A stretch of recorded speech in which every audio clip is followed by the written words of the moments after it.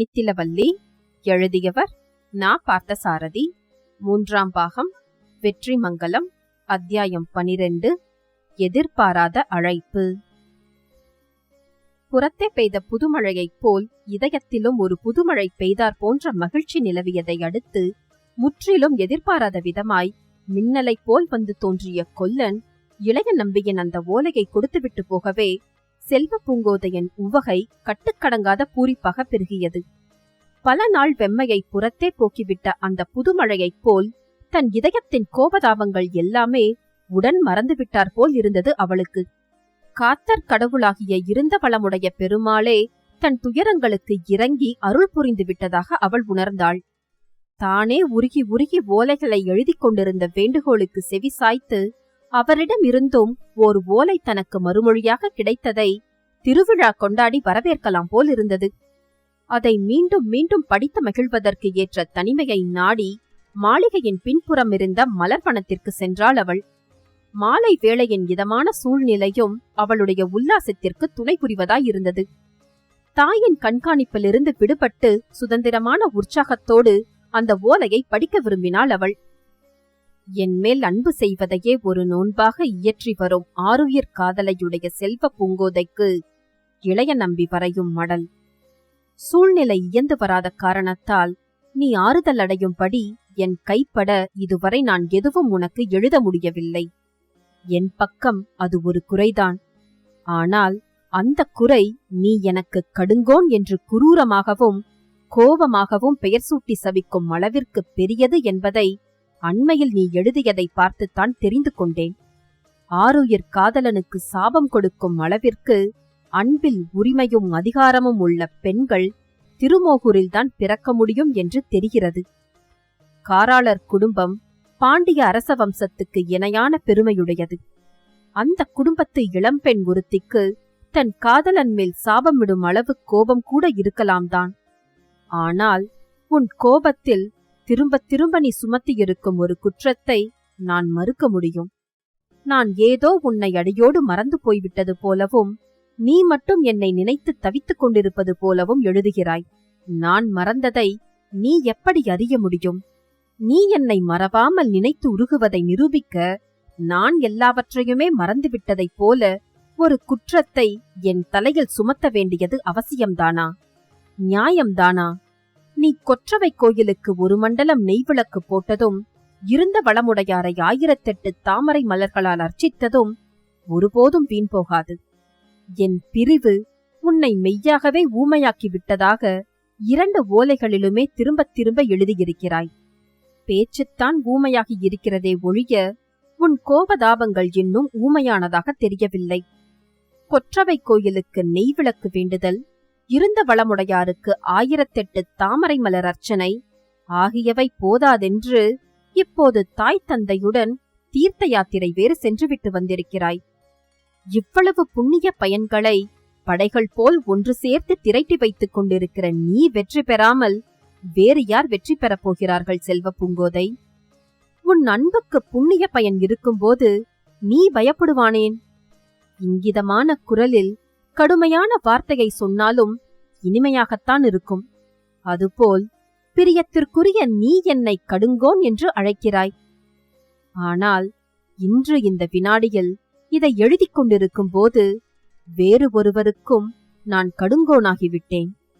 என்னை இத்தனை காலம் இந்த மதுரை மாநகரில் மறைந்திருக்க இடமளித்து அன்போடு பேணி உபசரித்து கண்ணை இமைக்காப்பது போல் காத்த ஒருவருக்கு உண்மையிலேயே நான் கடுங்கோனாக நேர்ந்துவிட்டது.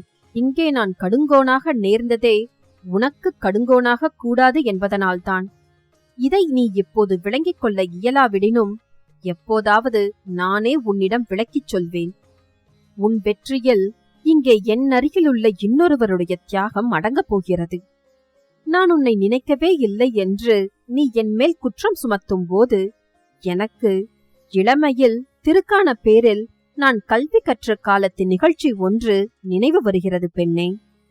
என்னோடு ஒரு சாலை மாணவனாக கற்ற இளைஞன் ஒருவன் தான் காதலித்த பெண்ணை அடைய முடியாத ஏமாற்றத்தில் பித்து பிடித்து மடலேறும் நிலைக்குப் போய் எக்காலமும் அவள் பெயரையே கூவி அரற்றிக்கொண்டு தெருக்களில் திரிந்தான். திருமோகூரில் உன் தந்தையோடு அமர்ந்து விருந்துண்ண மாளிகைக்குள் வந்தபோது அன்று முதலாக நீயும் உன் தாயும் என்னை மங்கள ஆரத்தி எடுத்து வரவேற்றீர்கள். அப்போது நீ என்னை நோக்கி சிரித்த சிரிப்பைக் கண்டு எனக்கு அந்த திருக்கானப்பேர் பித்தனின் காதல்தான் நினைவு வந்தது. உன் சிரிப்பில் எங்கே நான் பித்தனாகி விடுவேனோ என்று கூட அஞ்சினேன்.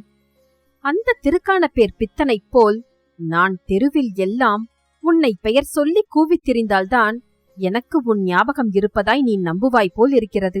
அழகிய பெண்ணின் புன் சிரிப்பில் எதிரே நிற்கிற இளைஞன் கவியாகிறான் என்பார்கள். நீ அந்த திருக்கானப்பேர் பித்தனைப் போல் என்னையும் கவியாக்கி விட்டாய். மொழியின் நயங்களையும் பொருள் நுணுக்கங்களையும் தேர்ந்த கைமலர் தொடுப்பது போல் பதங்களை இணைக்கும் இங்கிதங்களையும் அறியாத பாமரனைக் கூட ஓர் அழகிய பெண் கவிஞனாக்கி விடுகிறாள். நான் பாமரனில்லை, ஆனால் என்னையும் நீ கவியாக்கி இருப்பதை அறிந்தால் உன் மனம் ஒருவேளை அதற்காக மகிழலாம், கர்வப்படலாம். கீழ்வரும் பாடல் மூலம் உனக்கு அந்த கர்வத்தை நான் அளிக்கலாமா? முத்தும் பவழமும் நல்லி தழும் உருவலுமாய் சித்திரமே போல் வந்தென் சிந்தை குடி புகுந்த நித்திலவல்லி செல்வ பூங்கோதாய். கத்தும் கடல் ஏழும் சூழ்தரு காசினியில் சித்தம் நினைப்பு செய்கை உள்ளளவும் எத்தாலும் நின்னை மறப்பறியேன் என்பதனை வித்தும் முளையும் போர் கலந்திணைந்த விருப்பத்தால் சற்றேனும் நினைத்திருந்தால் தவிர்ந்திடுவாய் சீற்றமெல்லாம். இப்போது சொல் செல்வ பூங்கோதை, ஒவ்வொரு அழகிய பேதை பெண்ணும் தன்னை நினைத்து தவிக்கும் யாரோ ஓர் ஆண்மகனை கவிஞனாக்கிவிட்டு அவன் கவிஞனாகியதற்கு காரணமே தான் என்பதை மறந்து திரிகிறாள் என்பது எவ்வளவு நியாயமான வாதம். நீயும் அப்படி மறந்து திரிகிறாய் என்று நான் உன்மேற் குற்றம் சுமத்த முயன்றால் அது எவ்வளவிற்கு பொருந்துமோ அவ்வளவிற்கே நீ நான் உன்னை மறந்துவிட்டதாக என்மேற் சுமத்தும் குற்றமும் பொருந்தும். நான் உன்னை விட கருணை உள்ளவன் பெண்ணே. நீ சிறிதும் இங்கிதமில்லாமல் என்னை கடுங்கோன் என்று சபித்தாய்.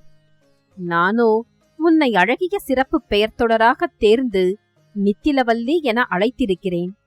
யாருடைய காதர் பெருந்தன்மை அதிகம், யார் மறக்கவில்லை என்பதற்கெல்லாம் இவைகளே சாட்சி என்று அந்த ஓலையை முடித்திருந்தான் இளைய நம்பி. இந்த ஓலையை படித்து முடித்ததும் மகிழ்ச்சியின் எல்லையில் திளைத்தாள் செல்வ பூங்கோதை. அவ்வளவு நாட்களாக இளைய நம்பியை பிரிந்தும் காணாமலும் இருந்ததால் ஏற்பட்ட தாபம் எல்லாம் இந்த ஒரே ஒரு கணத்துக்குள் இருந்த இடம் தெரியாமல் போய்விட்டது போல் இருந்தது.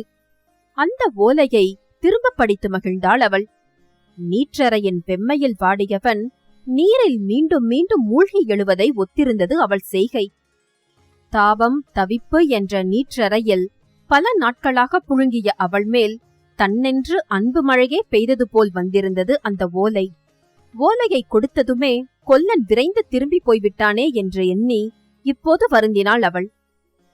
அவன் திரும்ப போகாமல் இருந்தாலாவது ஓர் ஓலையை எழுதி அவருக்கு கொடுத்தனுப்பலாம் என்றும் கழிவிறக்கம் கொண்டாள் அவள். மகிழ்ச்சி வெறியில் உடல் சிலிர்த்தது. நிலை கொள்ளாத உவகையில் தோட்டத்து மாதவி கொடியை யாரும் காணாத தனிமையில் தழுவி மகிழ்ந்தாள் அவள். பூக்கொத்துகளை முகத்தோடு முகம் சேர்த்து மென்மையையும் நறுமணத்தையும் நுகர்ந்தாள்.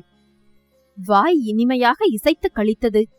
நித்திலவல்லி என்ற அந்த அழகிய பெயரை மெல்லிய குரலில் தனக்குத்தானே சொல்லி பார்த்து கொண்டாள். மானாக துள்ளியும் மயலாக ஆடியும் தன் மகிழ்ச்சி வெள்ளம் தோட்டம் நிறைய பெருகும்படி குயிலாக இசைத்தும் உவகை பூத்தாள். பெறக்கரிய செல்வமாகிய அந்த ஓலையை மறைத்துக் கொண்டு மீண்டும் அவள் மாளிகைக்குள் நுழைந்த போது மாளிகையில் தாய் அந்தி விளக்கு ஏற்றிக் கொண்டிருந்தாள். பெருமாளிகை வாயிற்புறமாகிய தெரு முன்றிலில் யாரோ கூப்பிடுவது கேட்டு, யார் என்று போய் பார்த்துவிட்டு வா மகளே என்று செல்வ பூங்கோதையை வேண்டினாள் தாய். வாயிலுக்கு விரைந்த போது படி தடுக்கவே ஒரு கணம் தயங்கி நின்றாள் மகள். மாளிகை நடுக்கூடத்திற்கும் வாயற்புறத்திற்கும் இடையே நெடுந்தொலைவு நடந்து செல்ல வேண்டியிருந்தது. இருட்டி விட்டதால் தெரு முன்றிலில் நிற்பவர் யார் என்று உள்ளே இருந்து காண முடியவில்லை. இடைக்கழியின் மங்கலான விளக்குகள் இருளோடு போராடி கொண்டிருந்தன. பழையபடி வாயிற்புறம் இருந்து மீண்டும் யாரோ கூப்பிடுகிற குரல் எழவே தாய், உன்னைத்தான் செல்வ பூங்கோதை மறந்துவிட்டாயா அதற்குள்? வாயிற்புறம் போய் யார் என்று பார்த்துவிட்டு வா அம்மா என்று மறுபடியும் நினைவூட்டினாள். நடை தடுக்கி தயங்கியிருந்த செல்வ பூங்கோதை வாயிலுக்குச் சென்றாள்.